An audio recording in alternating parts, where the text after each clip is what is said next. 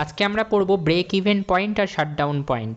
Break even point মানে কি? Break even point মানে হচ্ছে এরকম একটা পয়েন্ট যেখানে আমাদের ফার্ম, পারফেক্ট কম্পিটিটিভ মার্কেটের ফার্ম, আমরা কিন্তু ব্রেক ইভেন পয়েন্টটা পারফেক্ট কম্পিটিটিভ মার্কেটের রেসপেক্টে পড়ছি এবং শাটডাউন পয়েন্টটাও পারফেক্ট কম্পিটিটিভ মার্কেটের রেসপেক্টেই পড়ব আপাতত। পরবর্তীতে আমরা ওটাকে আবার মনোপলিতে পড়ব।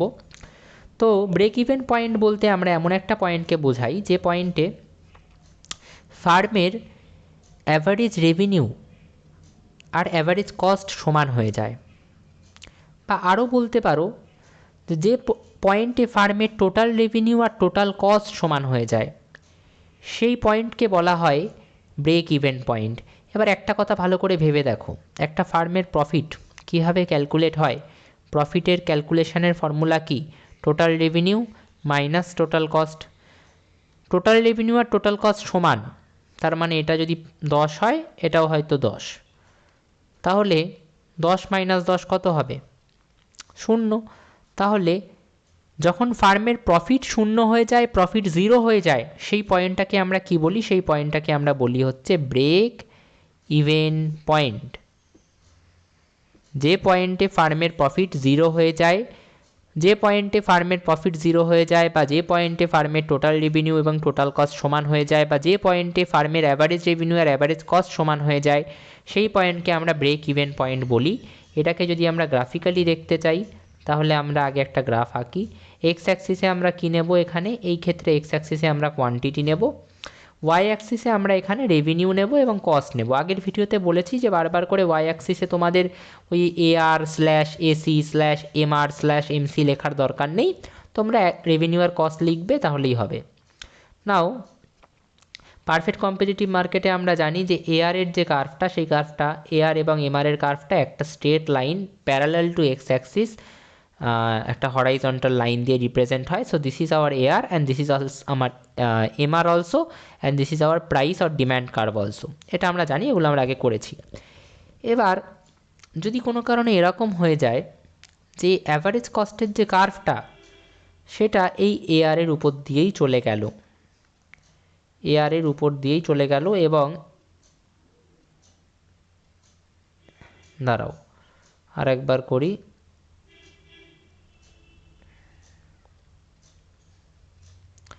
This is hour average cost curve. এই জায়গাটা আর একটু বেটার করা যেত, যাই হোক বোঝা যাচ্ছে। তো এই যে পয়েন্টটা, ও পয়েন্টটা, এই ও পয়েন্টে কি হলো? ও পয়েন্টে কিন্তু অ্যাভারেজ রেভিনিউ এবং অ্যাভারেজ কস্ট সমান হয়ে গেল। এই ও পয়েন্টটাকে ভালো করে লক্ষ্য করো, এই ও পয়েন্টে অ্যাভারেজ রেভিনিউ এবং অ্যাভারেজ কস্ট সমান হয়ে গেল। তাহলে এই ও পয়েন্টটা কি হয়ে যাবে? ও পয়েন্টটা কিন্তু আমাদের ব্রেক ইভেন পয়েন্ট হয়ে যাবে। আচ্ছা, এটা থেকে আমি কি বলতে পারি যে অ্যাভারেজ রেভিনিউ এবং average cost break even point তো হয় প্রফিট 0 হলে, তাই না? ব্রেক ইভেন পয়েন্ট কখন হয়? যখন প্রফিটটা 0 হয়ে যায়। কিন্তু অ্যাভারেজ রেভিনিউ আর অ্যাভারেজ কস্ট সমান হলে কি আমি বলতে পারবো প্রফিট 0 হবে? ওয়েল, তার জন্য আমরা কি করব? অ্যাভারেজ রেভিনিউকে কোয়ান্টিটি দিয়ে গুণ করব এবং অ্যাভারেজ কস্টকেও কোয়ান্টিটি দিয়ে গুণ করব। ইকুয়েশানটার দুটো সাইডকেই আমি কোয়ান্টিটি দিয়ে গুণ করলাম। তাহলে এবার অ্যাভারেজ রেভিনিউ ইন্টু কোয়ান্টিটি কী হয়ে গেল? Total revenue equals to average cost into quantity কী হয়ে গেল? Total cost. আমি কিন্তু পেয়ে গেলাম এই পয়েন্টটা, যে পয়েন্টটা আমি বলতে চেয়েছিলাম।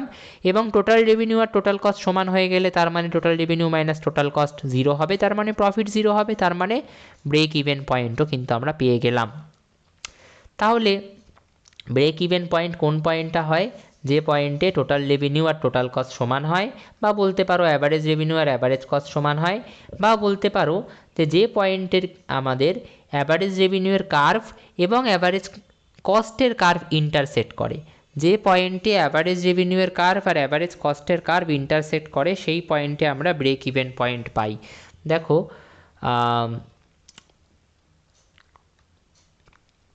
হ্যাঁ ঠিক আছে। So this is how we can actually interpret the break even point, যেখানে 0 প্রফিট হয়ে যায়। Okay, now the next part that we are going to deal today is basically the shutdown point. Shutdown point হচ্ছে এরকম একটা point যেখানে farm production বন্ধ করে দেয়। Firm shuts down its production, firm production বন্ধ করে দেয় এবং বিজনেস ছেড়ে চলে যায়।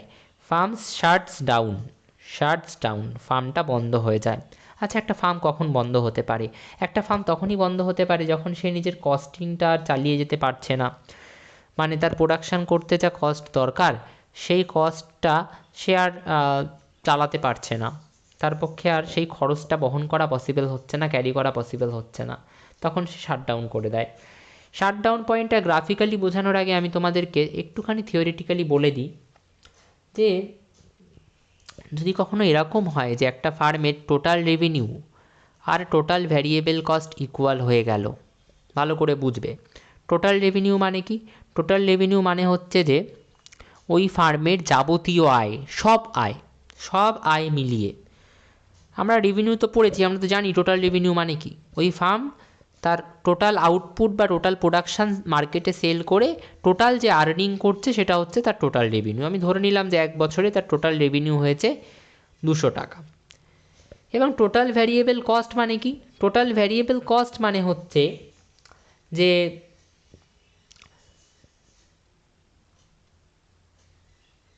টোটাল ভ্যারিয়েবল কস্ট মানে কি? আমরা জানি যে টোটাল কস্টের দুটো পার্ট থাকে, একটা হচ্ছে টোটাল ফিক্সড কস্ট, একটা হচ্ছে total variable cost. Total fixed cost কোনগুলো হয়? টোটাল ফিক্সড কস্ট হয় হচ্ছে যে পার্মানেন্ট ওয়ার্কার, যাদেরকে আমরা হুট করে ছাড়িয়ে দিতে পারবো না, কাজ থেকে সরিয়ে দিতে পারবো না, তাদের যে স্যালারি, রাইট, তার সাথে ধরো ল্যান্ডের যে রেন্ট বা ইকুইপমেন্টের যে রেন্ট বা ব্যাংকের থেকে টাকা লোন নেওয়া হয়েছে সেই টাকার যে ইন্টারেস্ট, সেগুলো তো আমি প্রোডাকশান বাড়ালে আমায় এগুলো বেশি বেশি করে দিতে হবে, বেশি ল্যান্ডের রেন্ট দিতে হবে বা বেশি ব্যাংকে ইন্টারেস্ট দিতে হবে, এরকম তো কোনো কথা নেই। আবার প্রোডাকশান কমিয়ে দিলেও যে আমাকে ব্যাংকের টাকার ইন্টারেস্টটা, লোনের ইন্টারেস্টটা কম দিতে হবে বা ল্যান্ডের রেন্ট কম দিতে হবে, তার কোনো কথা নেই। ব্যাংকের ইন্টারেস্ট বা ল্যান্ডের রেন্ট, জমির ভাড়া বা পার্মানেন্ট ওয়ার্কারদের স্যালারি আমি প্রোডাকশান বাড়াই বা কমাই, এগুলো সেমই থাকবে, এগুলো ফিক্সড থাকবে, এগুলো কনস্ট্যান্ট থাকবে, এগুলো একই থাকবে। এই ধরনের কস্টকে আমরা বলি টোটাল ফিক্সড কস্ট। কস্টের চ্যাপ্টারে ভালোভাবে এগুলো পড়িয়েছি। আর টোটাল ভ্যারিয়েবল কস্ট কি? টোটাল ভ্যারিয়েবল কস্ট হচ্ছে যে কস্টগুলো আমরা চেঞ্জ করতে পারি। যেরকম ধরো নন পার্মানেন্ট লেবার মানে যাদের সাথে কোনো ফিক্সড কন্ট্রাক্ট নেই, যাদেরকে আমি প্রোডাকশান যদি আমার কমাতে হয় আমি যাদেরকে ছাঁটাই করে দিতে পারি, যে আমার এখন প্রোডাকশানের বেশি দরকার নেই, এদেরকে আমি বাদ দিয়ে দিলাম। তো এই কস্টগুলো কিন্তু চেঞ্জ করা যেতে পারে। প্রোডাকশান কমিয়ে দিলে এই কস্টগুলো কমিয়ে ফেলা যেতে পারে, প্রোডাকশান বাড়াতে হলে এই কস্টগুলো বাড়িয়ে দেওয়া যেতে পারে। তো এই কস্টগুলো চেঞ্জ করা যায়, ভ্যারি করে, চেঞ্জ হয়, তাই এদেরকে আমরা বলছি টোটাল ভ্যারিয়েবল কস্ট। এই দুটো মিলিয়ে হচ্ছে টোটাল কস্ট। এবার total variable cost, total variable cost হচ্ছে, ধরো টোটাল ভ্যারিয়েবল কস্ট মানে তাহলে নিশ্চয়ই বুঝতে পারলে কোন কস্টগুলো, যে কস্টগুলো আউটপুট যদি আমার বাড়াতে হয়, প্রোডাকশান বাড়াতে হলে যে কস্টগুলো আমি বাড়িয়ে ফেলতে পারি এবং চেঞ্জ করতে পারি, আর আউটপুট কমালে যে কস্টগুলো আমি কমিয়ে ফেলতে পারি, সেগুলোকে বলা হচ্ছে টোটাল ভ্যারিয়েবল কস্ট। তাহলে টোটাল ভ্যারিয়েবল কস্ট এর মধ্যে ওই নন পার্মানেন্ট লেবারের যে খরচ বা ধরো ইলেকট্রিসিটির যে খরচ, ইলেকট্রিসিটির খরচটা কি, আমি যদি কম মেশিন চালাই কম উঠবে, বেশি মেশিন চালালে বেশি উঠবে, রাইট। তো এইগুলো টোটাল ভ্যারিয়েবল কস্ট হলো। এটাও হচ্ছে 200 টাকা। দুটো সমান মানে এটা 200 হলে এটাও 200 হবে। টোটাল রেভিনিউ আর টোটাল ভ্যারিয়েবল কস্ট সমান মানে এটা 200 হলে এটা 200 হবে, রাইট। এবার ভালো করে বোঝো, আমার আয় হচ্ছে, টোটাল আয় হচ্ছে ফার্মের, টোটাল আয় বা টোটাল রেভিনিউ হচ্ছে 200 টাকা এবং টোটাল ভ্যারিয়েবল কস্ট হচ্ছে 200 টাকা, রাইট। মানে যা আয় হচ্ছে পুরোটাই চলে যাচ্ছে ভ্যারিয়েবল কস্ট হিসেবে, পুরোটাই টোটাল ভ্যারিয়েবল কস্টের পিছনে চলে যাচ্ছে, খরচ হয়ে যাচ্ছে। টোটাল ভ্যারিয়েবল কস্ট বলতে কি? টোটাল ভ্যারিয়েবল কস্ট বলতে নন পার্মানেন্ট লেবার, ইলেকট্রিসিটি, রাইট, এই খরচ, এইগুলোর পিছনে সব আমার টাকা চলে যাচ্ছে। আমার পুরো আয় এই টাকাগুলোর, পুরো রেভিনিউ, পুরো আয়, আর্নিং সব এই বিষয়গুলোর উপরে চলে যাচ্ছে। নন পার্মানেন্ট লেবার, ইলেকট্রিসিটি, এইগুলোর উপর চলে যাচ্ছে। মেইনটেনেন্স অফ দ্য মেশিন, এগুলোর উপর চলে যাচ্ছে। তাহলে আমি এই ফ্যাক্টরগুলো, টোটাল ফিক্সড কস্ট যে, অর্থাৎ পার্মানেন্ট লেবার, তারপরে জমির ভাড়া, ইন্টারেস্ট ব্যাংকের, এই টোটাল ফিক্সড কস্টের টাকাগুলো কোথা থেকে পাবো? আমার তো আর আয় নেই। আমার টোটাল রেভিনিউয়ে যত টাকা আয় হয়েছে পুরো টাকাটাই তো চলে গেল হচ্ছে এই ভ্যারিয়েবল কস্টের পিছনে, কারণ ভ্যারিয়েবল কস্টও তো 200 টাকা। ভ্যারিয়েবল কস্টে আমাকে ওই নন পার্মানেন্ট লেবার, তারপরে মেশিনের যে মেনটেনেন্স, ইঞ্জিনিয়ারের যে খরচ, বা ধরো ইলেকট্রিসিটি, এই সব কিছুর পিছনে আমার পুরো টোটাল রেভিনিউ 200 টাকা চলে গেল। এখন আমার হাতে আর কোনো টাকা নেই, আমি প্রোডাকশান করতে চাইছি, কিন্তু আমার তো ফিক্সড কস্টটা লাগবে। পার্মানেন্ট লেবারকে তো আমাকে ভাড়া দিতে হবে, টাকা দিতে হবে, মজুরি ওয়েজ দিতে হবে, আমাকে তো ব্যাংকে ইন্টারেস্ট দিতে হবে, যে লোনটা নিয়েছি সেই লোনটার ইন্টারেস্ট দিতে হবে। সেইগুলো না দিলে কি আমি প্রোডাকশান চালিয়ে যেতে পারবো? পারবো না। কিন্তু সেইগুলো দেওয়ার মতো টাকা তো আমার কাছে আর নেই। যা আমার রেভিনিউ জেনারেট হয়েছিল পুরোটাই তো টোটাল ভ্যারিয়েবল কস্টের উপরে খরচ হয়ে গেছে, টোটাল ভ্যারিয়েবল কস্ট হিসেবে পুরোটাই খরচ হয়ে গেছে। এখন আমার হাতে তো 0 টাকা। তো আমি কি করে এই টোটাল ফিক্সড কস্টগুলো বিয়ার করব? এই কস্টগুলো কি করে আমি বহন করব? অর্থাৎ ওই লেবারকে, পার্মানেন্ট লেবারকে কীভাবে ভাড়া দেবো, ব্যাংকে কীভাবে লোনের ইন্টারেস্ট দেবো? দিতে পারবো না। তাহলে এই টোটাল ফিক্সড কস্টটা কিন্তু ফার্ম আর বিয়ার করতে পারবে না, ক্যারি করতে পারবে না। So firm can not bear, bear মানে বহন করা, টোটাল ফিক্সড কস্ট। তার মানে এবার ফার্ম কি করবে? Farm will shut down, farm will shut down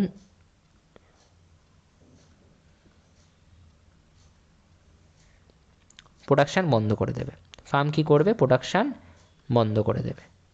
okay, so this is the concept of shutdown point. তাহলে শাটডাউন কখন হয়? শাটডাউন পয়েন্ট কোথায় আসে? যখন টোটাল রেভিনিউ আর টোটাল ভ্যারিয়েবল কস্ট ইকুয়াল হয়ে যায়। থিওরিটিক্যালি তো আমরা এটা বুঝে নিলাম গল্পের মাধ্যমে, এবার আমরা এটাকে গ্রাফিক্যালি দেখব।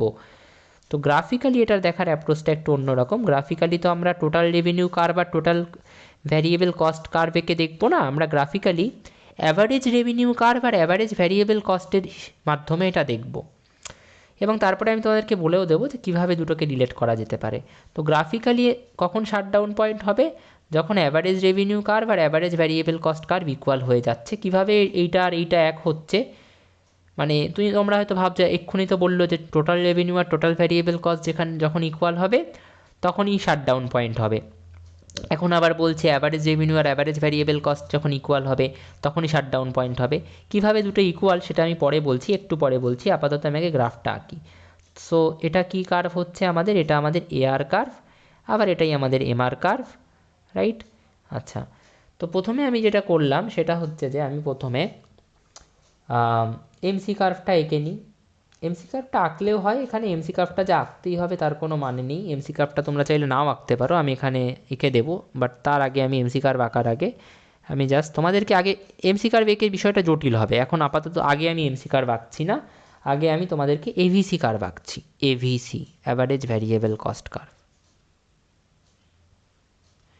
এটা আমাদের ABC curve, average variable cost curve. এবার ভালো করে লক্ষ্য করো, এই যে পয়েন্টটা, যে পয়েন্টটার আমি নাম দিলাম এম, এই এম পয়েন্টে কি হলো? অ্যাট পয়েন্ট এম কি হচ্ছে লিখি ভালো করে, হ্যাঁ। অ্যাট পয়েন্ট এম কি হচ্ছে? পয়েন্ট এমে কিন্তু আমাদের অ্যাভারেজ রেভিনিউ আর অ্যাভারেজ ভ্যারিয়েবল কস্টের যে কার্ভ, এভিসির যে কার্ভ, সেটা ইন্টারসেক্ট করে যাচ্ছে। অ্যাভারেজ রেভিনিউয়ের কার্ভ আর অ্যাভারেজ ভ্যারিয়েবল কস্টের কার্ভ ইন্টারসেক্ট করে যাচ্ছে, একে অপরকে টাচ করছে।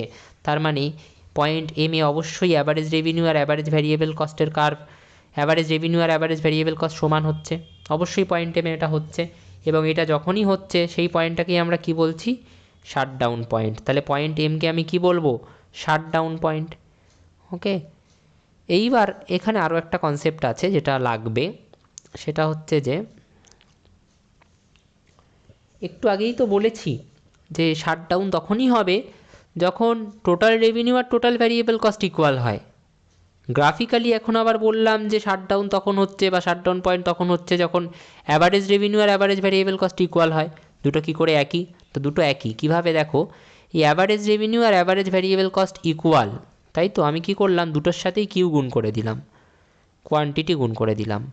আচ্ছা, আর একটা কথা, অ্যাভারেজ ভ্যারিয়েবল কস্টের কার্ভটা কেন এরকম দেখতে হয় সেটা যদি বুঝতে হয় আগের ভিডিওগুলো দেখতে হবে। আমি আগের video average variable cost curve এঁকে দেখিয়েছি, এবং সেটাতে বলাও আছে কেন অ্যাভারেজ ভ্যারিয়েবলের কস্টের কার্ভ এরকম ইউশেপড হয়। ওকে, তো অ্যাভারেজ রেভিনিউয়ের সাথেও আমি কিউ গুণ করলাম, অ্যাভারেজ ভ্যারিয়েবল কস্টের সাথেও কি গুণ করলাম, তাহলে কি হয়ে যাবে? অ্যাভারেজ রেভিনিউটা হয়ে যাবে টোটাল রেভিনিউ, আর অ্যাভারেজ ভ্যারিয়েবল কস্টের সাথে কিউ গুণ করলে কি হয়ে যাবে? Total variable cost. বুঝতে না পারলে আগের ভিডিও দেখো, কারণ এগুলো আমি সব করিয়ে রেখেছি। এই সব ক্যালকুলেশন সব করানো আছে। তাহলে টোটাল রেভিনিউ আর টোটাল ভ্যারিয়েবল কস্ট, তাহলে average revenue equals to average variable cost, এইটা যেরকম শাটডাউন পয়েন্ট, এর সাথে কিউ গুণ করে দিলে আমি পেয়ে যাচ্ছি total revenue equals two total variable cost, যেটা আমার প্রথমে আমি বোঝালাম যে শাটডাউন পয়েন্ট হয় যেটা। তাহলে টোটাল রেভিনিউ আর টোটাল ভ্যারিয়েবল কস্ট ইকুয়াল হলেও যেরকম শাটডাউন পয়েন্ট হচ্ছে, আবার অ্যাভারেজ রেভিনিউ আর অ্যাভারেজ ভ্যারিয়েবল কস্ট ইকুয়াল হলেও শাটডাউন পয়েন্ট হচ্ছে। কারণ অ্যাভারেজ রেভিনিউ আর অ্যাভারেজ ভ্যারিয়েবল কস্ট দুটোর সাথে যদি আমি কিউ গুণ করে দিই, কোয়ান্টিটি গুণ করে দিই, আউটপুট গুণ করে দিই, তাহলে আমি টোটাল রেভিনিউ আর টোটাল ভ্যারিয়েবল কস্ট পেয়ে যাব। ওকে, তাহলে এইখান থেকে আমরা যখনই শাটডাউন পয়েন্ট আমাদেরকে জানতে চাওয়া হবে, নর্মাল অ্যাপ্রোচের কথা বলতে গেলে আমরা কি বলবো, যে টোটাল রেভিনিউ আর টোটাল ভ্যারিয়েবল কস্ট যখন ইকুয়াল হয়ে যায়, অর্থাৎ যখন ফার্ম তার পুরো আয়, পুরো রেভিনিউ, পুরো আর্নিংটা টোটাল ভ্যারিয়েবল কস্টের উপর খরচ করে ফেলে, এবং তার কাছে টোটাল ফিক্সড কস্ট মানে ওই পার্মানেন্ট লেবারের খরচা, ইলেকট্রিসিটি না, পার্মানেন্ট লেবারের খরচা, ব্যাংকের ইন্টারেস্ট, জমির খাজনা, এই খরচাগুলো দেওয়ার মতো কোনো টাকা আর থাকে না, সেই অর্থাৎ টোটাল ফিক্সড কস্টটাকে বিয়ার করা বা বহন করার মতো টাকা তার কাছে আর থাকে না, তখন শাটডাউন পয়েন্ট হয়। কি বললাম আরেকবার শোনো, যখন ফার্মের টোটাল রেভিনিউ আর টোটাল ভ্যারিয়েবল কস্ট ইকুয়াল হয়ে যায়, অর্থাৎ ফার্মের পুরো আর্নিং, পুরো রেভিনিউ, পুরো টোটাল রেভিনিউটা চলে যায় হচ্ছে টোটাল ভ্যারিয়েবল কস্টের উপরে খরচ হয়ে যায়, এবং তারপরে তার কাছে আর কোনো টাকা থাকে না, 200 টাকা তার রেভিনিউ, 200 টাকাই খরচ হয়ে গেছে টোটাল ভ্যারিয়েবল কস্টের উপর। এইবার তার কাছে টোটাল ফিক্সড কস্ট, অর্থাৎ পার্মানেন্ট লেবার, ব্যাংকের ইন্টারেস্ট, এগুলো দেওয়ার মতো কোনো টাকা আর নেই, এই খরচগুলো, এই কস্টগুলো বহন করার মতো কোনো টাকা তার কাছে আর নেই। এক্ষেত্রে ফার্ম কী করে, প্রোডাকশান বন্ধ করে দেয়। তো শাটডাউন পয়েন্ট কখন হয়, যখন টিআর আর টিভিসি সমান হয়, বা আমরা গ্রাফিক্যাল দিক থেকে দেখতে গেলে বলতে পারি শাটডাউন তখন হয় যখন অ্যাভারেজ রেভিনিউ আর অ্যাভারেজ ভ্যারিয়েবল কস্ট সমান হয়। ওকে, এবার এই গ্রাফটাকে আরেকটু সুন্দর করতে তোমরা যেটা করবে সেটা হচ্ছে অ্যাভারেজ ভ্যারিয়েবল কস্টের কার্ভের উপর দিয়ে এঁকে দেবে হচ্ছে অ্যাভারেজ কস্টের কার্ভটা হলো। এবং আরেকটা যেটা করবে, যেটা করতে পারো, সেটা হচ্ছে যে মার্জিনাল কস্টের কার্ভটা এঁকে দিতে পারো, এখান থেকে দাঁড়াও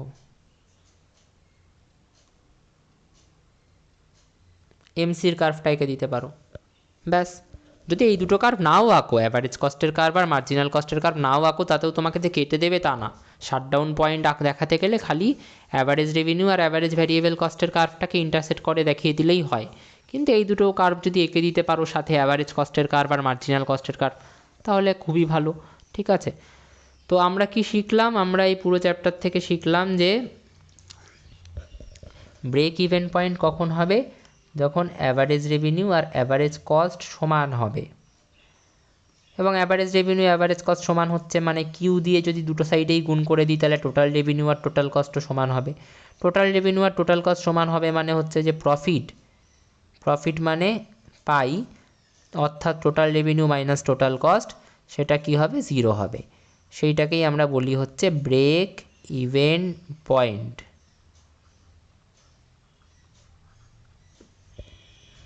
আর আরেকটা কি শিখলাম আমরা, শাটডাউন পয়েন্ট কোথায় হবে, যখন টোটাল রেভিনিউ আর টোটাল, আচ্ছা হ্যাঁ এভাবেও বলতে পারো যে যখন টোটাল রেভিনিউ আর টোটাল ভ্যারিয়েবল কস্ট সমান হবে, বা এটাও বলতে পারো যখন অ্যাভারেজ রেভিনিউ আর অ্যাভারেজ ভ্যারিয়েবল কস্ট সমান হবে। তখন ফার্ম কি করবে, ফার্ম নিজের টোটাল ভ্যারিয়েবল কস্টটা তো বিয়ার করতে পারবে, টোটাল ভ্যারিয়েবল কস্টটা তো পুরো টোটাল রেভিনিউয়ে যা আয় হয়েছে সেটা দিয়ে বহন করতে পারবে, কিন্তু সেটা বহন করার পর ওর কাছে টোটাল ফিক্সড কস্টটাকে ক্যারি করা বা বিয়ার করার মতো ক্ষমতা থাকবে না, কারণ ওর হাতে আর কোনো টাকা থাকবে না। তো total variable cost can be beard, মানে টোটাল ভ্যারিয়েবল কস্টটা ও যোগান দিতে পারবে, ওইটাও খরচ করতে পারবে, বাট টোটাল ফিক্সড কস্টটা দেওয়ার মতো ওর হাতে আর টাকা থাকবে না, কান্ট বি বিয়ার্ড, তো প্রোডাকশান আর চালিয়ে যেতে পারবে না, কান্ট বি বিয়ার্ড, তো প্রোডাকশান বন্ধ হয়ে যাবে। So farm will shut down.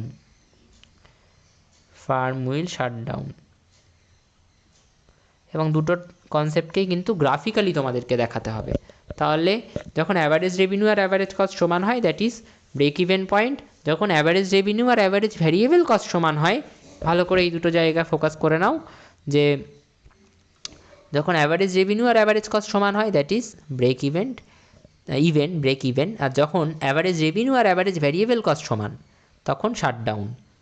তাহলে মনে রাখবে অ্যাভারেজ রেভিনিউ যেই অ্যাভারেজ কস্টের সমান ব্রেক ইভেন, অ্যাভারেজ ভ্যারিয়েবল কস্টের সমান শাটডাউন, অ্যাভারেজ রেভিনিউ অ্যাভারেজ কস্টের সমান ব্রেক ইভেন, অ্যাভারেজ ভ্যারিয়েবল কস্টের সমান shutdown. Okay, so this is the concept of break even point and shutdown point.